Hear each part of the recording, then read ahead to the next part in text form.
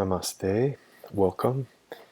This is a reading from Ellen McCaffery's Graphic Astrology, the Astrological Home Study course.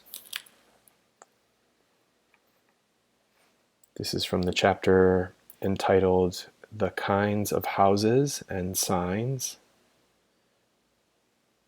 This is a video on the exaltation and the falls of the different planets in the various signs.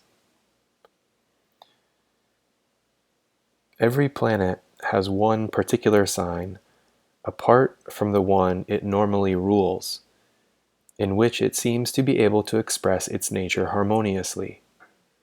This is the sign of its exaltation.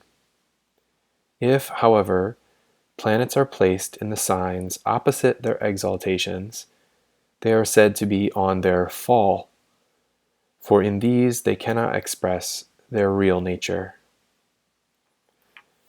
The sun is in its exaltation in Aries, in its fall in Libra, which is opposite Aries.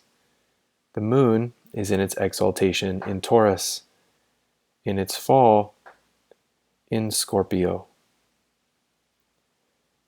Mercury is in its exaltation in Gemini, in its fall in Sagittarius.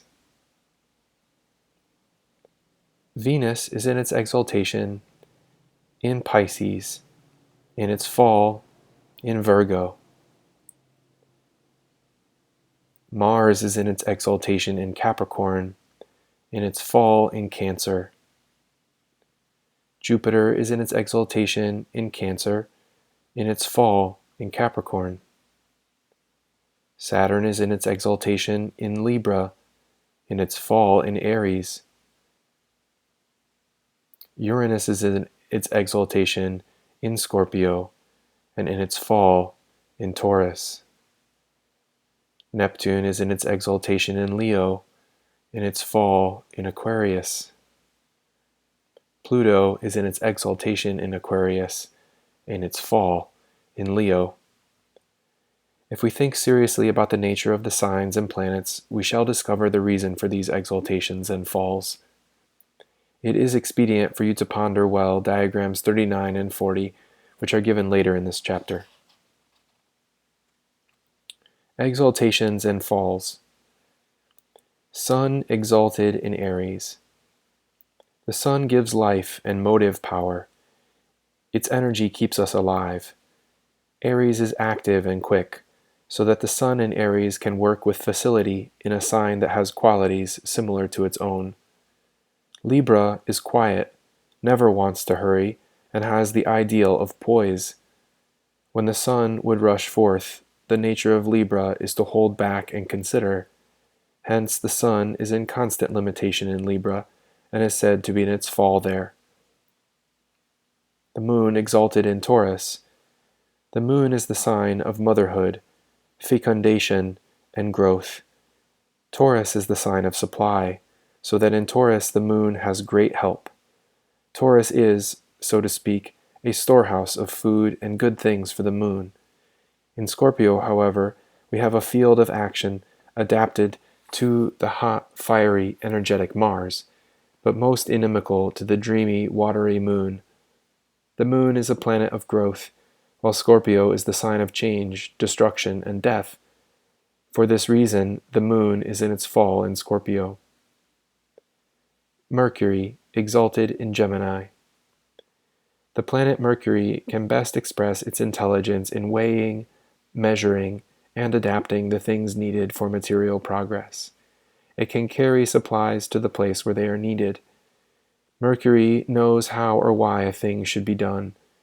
He gives finesse and exactness to concrete thought and action.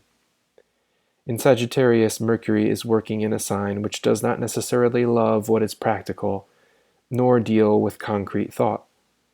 The ideas of Sagittarius are often too abstract for practical Mercury. Hence, Mercury is in its fall in Sagittarius. In a good chart, however, Mercury in this position gives the ability to interpret religion and law to the masses. Venus exalted in Pisces.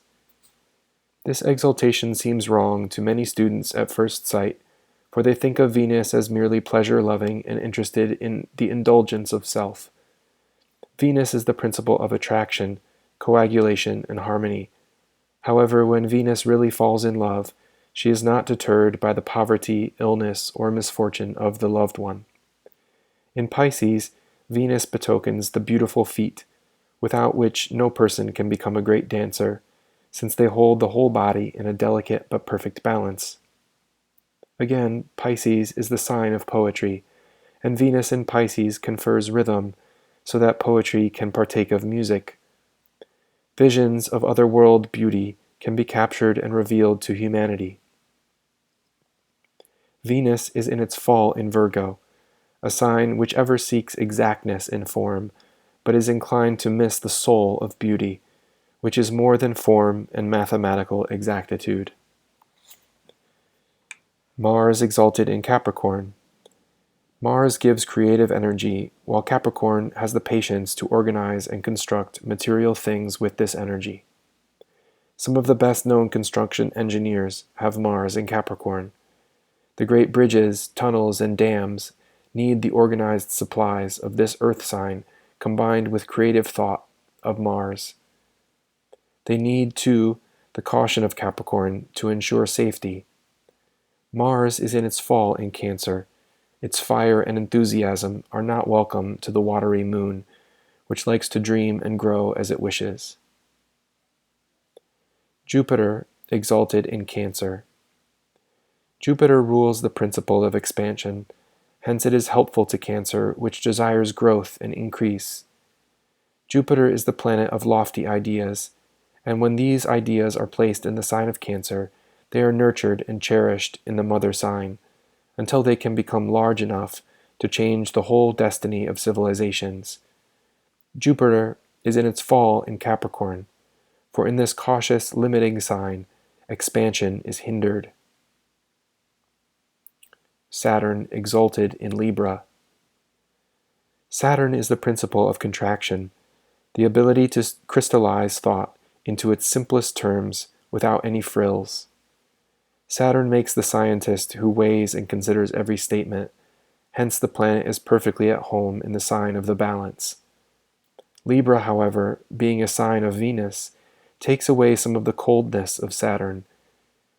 In the Middle Ages, when philosophers understood astrology, we often find great praise of Saturn in Libra hidden under the term melancholy. But we must remember that the word is one that has changed its meaning somewhat since that time. Today, melancholy means cheerless, despondent, and soul-sick. In former days, it meant merely pensive, with the ability to take joy in reflective thought. For this reason, we find many of the old poets writing poems in praise of the goddess sage and holy, divinest melancholy. Again, the great artist Dürer makes a famous etching which he called Melancholia, in which we can find all the symbols of Saturn exalted in Libra. Saturn is in its fall in Aries, for the patient, reflective Saturn has little in common with the impetuous Arian. Uranus exalted in Scorpio. Uranus gives insight. The planet works in flashes, like the lightning, and makes everything plain. It is well placed in the powerful sign of Scorpio, which is essentially that of new changes of consciousness, and the ability to penetrate the secrets of nature. Uranus, however, is much too disturbing for the placid Taurian, who wants everything to stay where it is put. For this reason, Uranus is in its fall in Taurus. Neptune exalted in Leo. Neptune has often been considered as exalted in Cancer, but diagram 40 will explain to you why Leo is its exaltation sign. Neptune aids in the illusion of love and in the delusion of power. Who can dream and forget even his food like the lover? If he doesn't, he is not in love.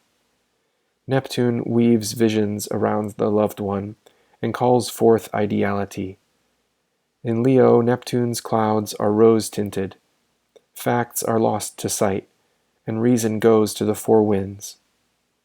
Love call forth the self-sacrifice of the Neptune-ruled Pisces. Neptune is very much out of place in Aquarius, for though one's hopes and wishes may be at first nebulous, yet they can become very fixed. When they have become fixed, they are certainly not to be considered illusionary. Aquarius is ruled by both Saturn and Uranus, and neither of these planets is interested in what is misty or indefinite. Hence Aquarius is the fall of Neptune. Pluto exalted in Aquarius. Although Aquarius is a fixed sign, it is the least fixed of the fixed signs, for it loves change, and all that is new. Monsoons can be ascribed to Aquarius, change recurring with regularity. Pluto, which is ever making changes, can work very efficiently in Aquarius. In Leo, it is in its fall, for neither love nor power seeks change.